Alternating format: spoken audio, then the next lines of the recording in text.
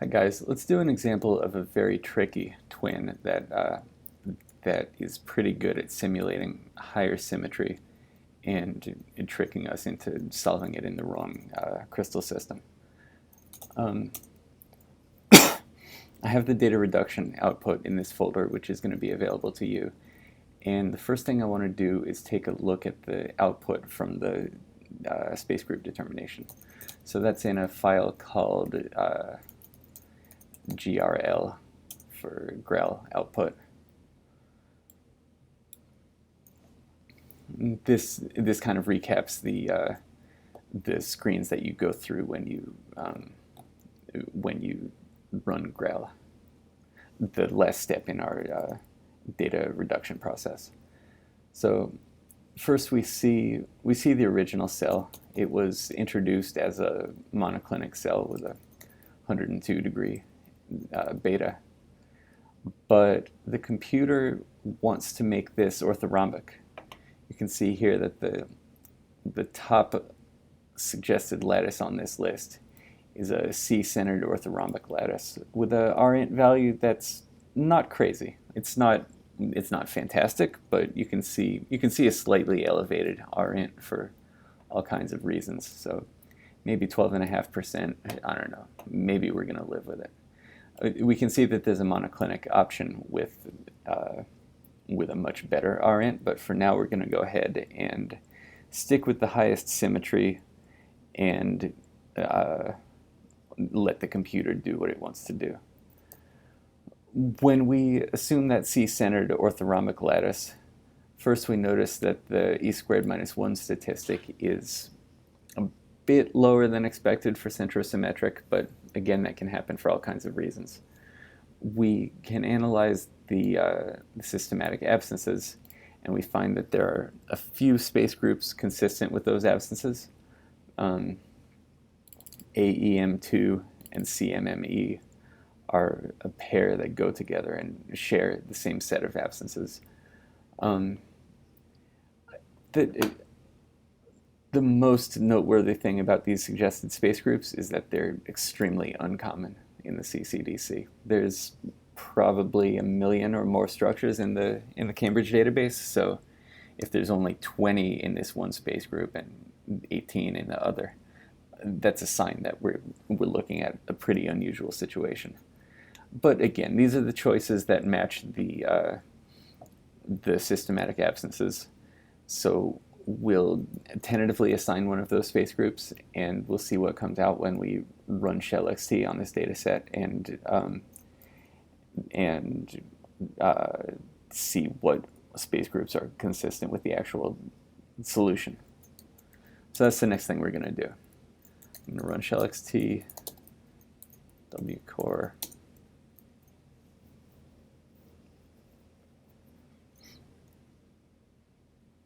Okay, we can see that ShelXT is actually struggling a bit with this solution. Sometimes it takes 12 tries, and sometimes there's not any real reason for that, but it's a little noteworthy. And we have a few proposed solutions here.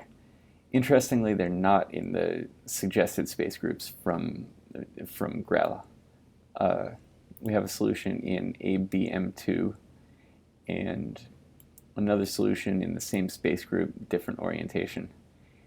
And then 2 more possibilities with slightly worse R factors, but other orthorhombic space groups. Let's take a look at the first one because it has the best R factor. So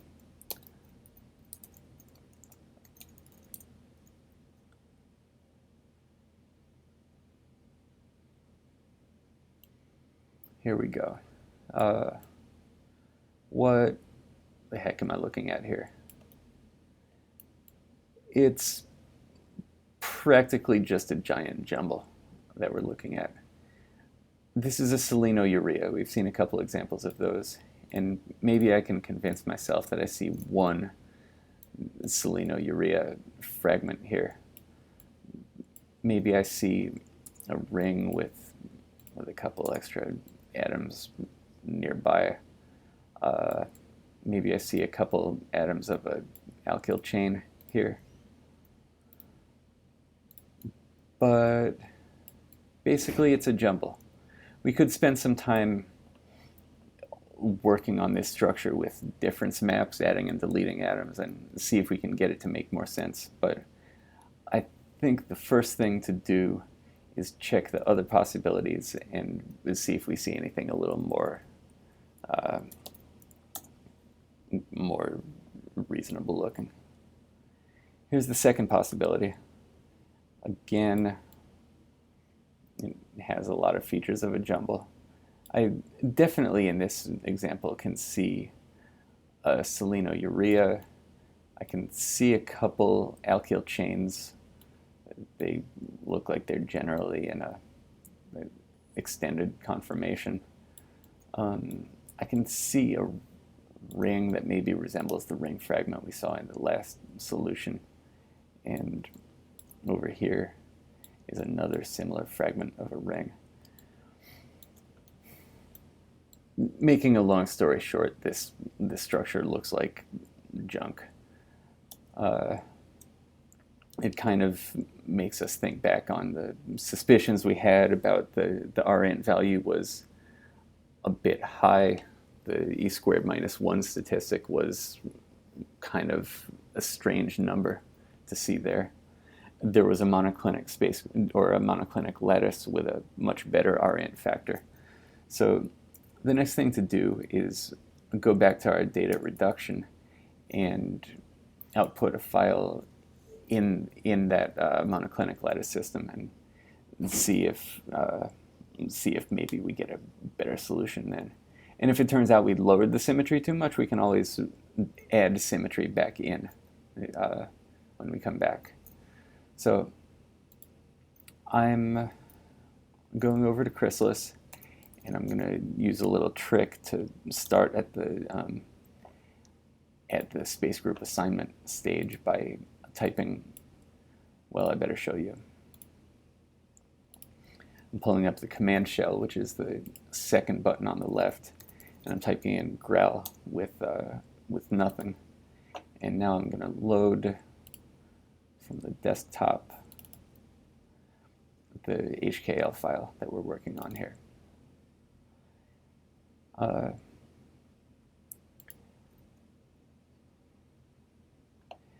The axes have been reoriented here so that the A-axis is now the centering axis, but that's okay.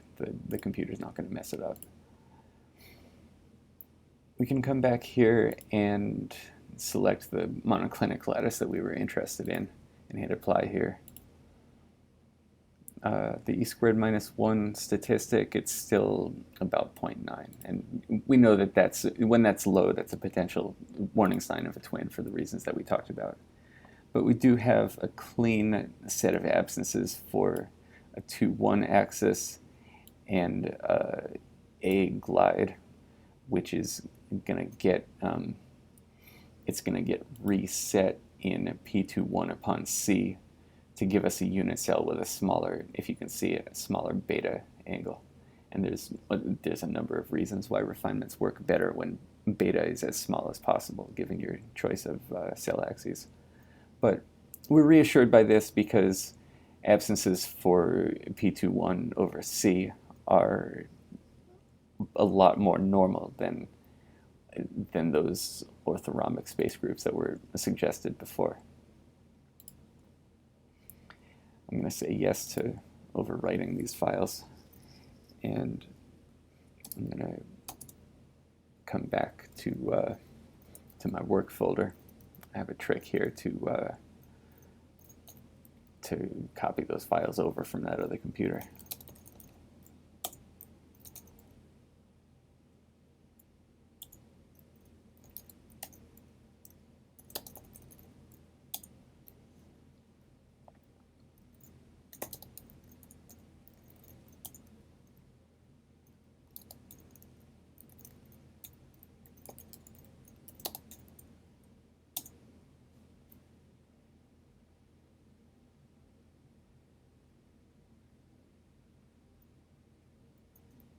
Okay, now we have our files, and we'll try ShelXT again on the monoclinic setting of this structure.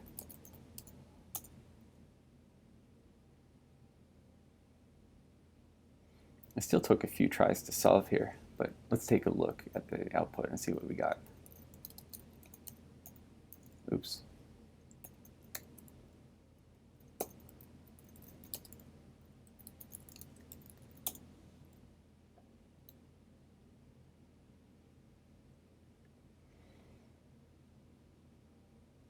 There's a lot going on here, but we can see that there is a real molecule here with some extra junk attached to it.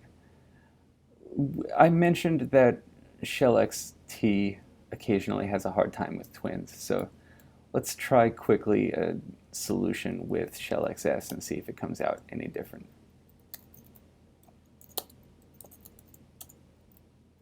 Let's take a look. And this is going to insist on solving it in P21 upon C because ShelXS doesn't do space group determination for you.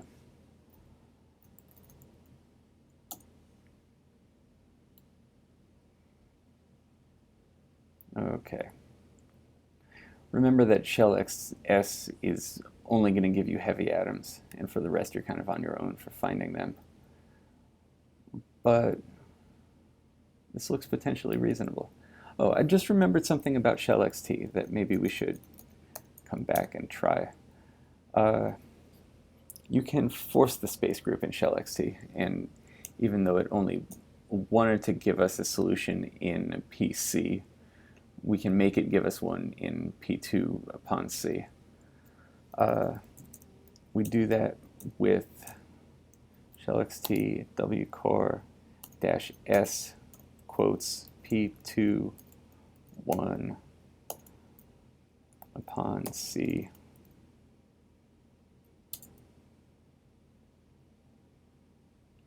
Let's see how it comes out.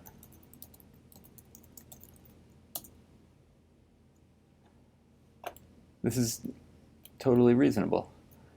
The only reason ShelXT didn't give us this solution in the first place was because the R factor here was a bit higher, 22%, compared to 17% for the solution in PC, and there's a certain gap in those R factors that bigger than that gap, it's not going to give you the candidate solution. But we can see that everything looks really nice in P21 on C.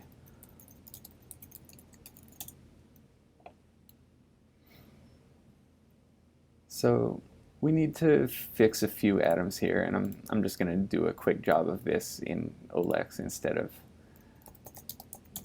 opening the inst file myself right at the moment. I think that's what we want to see. It looks like we have two molecules in the asymmetric unit, but that's not so unusual. All right. So the geometry is reasonable. The R factor is 23%, and that's pretty strange. We've had these suspicions about a twin all along, so let's make a few changes to our inst file. This is discussed in the handout on twinning, and this is going to allow us to run twin rote mat on this structure and search for a twin law. So I'm going to open the inst file, come down to list 6 and change it to list 4, and I'm going to make sure that ACTA is included. That's all I need here. I'm going to run the refinement, and I'm going to open Platon on the output, and I want to open the CIF file here. Now this is easy. I just click on twin rote mat, and I do have a candidate twin law here. The twin axis is the 100 reciprocal axis, and the twin law, I won't read it to you, but I'm going to write it down here, and in a moment I'm going to enter it into the inst file.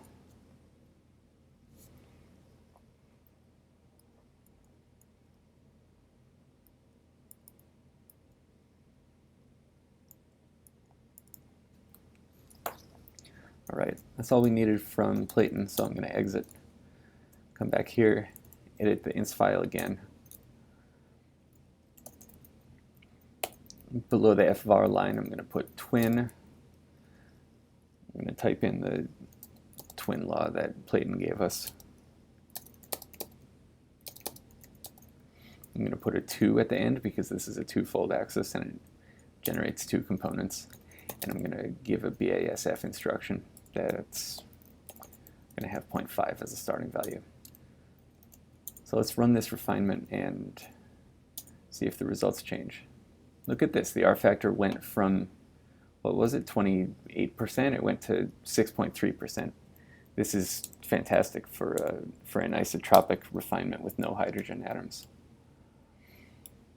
Do we have an extra atom here? Yeah, it looks like we do. So let's get that out of there. I'm going to do a quick and dirty job of this in OLEX just to see how good can we get this structure.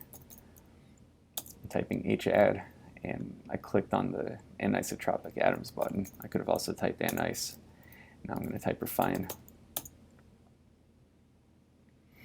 Now our structure is at 3.3%, and the difference map is plus or minus 1 electron. So how about that? We have a totally reasonable structure as soon as we discovered the right twin law. And the one thing to notice here is that the refined batch scale factor is 0.38. Or in other words, almost a perfect 50-50 twin. So that's why the orthorhombic solutions looked reasonable, because the crystal really was simulating orthorhombic symmetry.